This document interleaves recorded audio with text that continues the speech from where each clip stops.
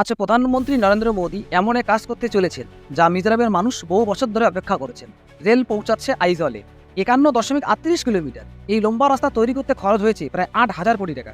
আর এই ছোট্ট রুটের ভিতরে আছে 48টি টানেল, আর আছে 55টি বড় সেতু ও ছোট সেতু আছে 87টি। এই প্রকল্পের 196 নম্বর সেতুটি সব থেকে বড়, তার উচ্চতা 104 মিটার। দিল্লির কুতুব মিনারের চেয়েও উঁচু। এটি উত্তর পূর্ব ভারতের অন্যতম উচ্চতম রেল সেতু।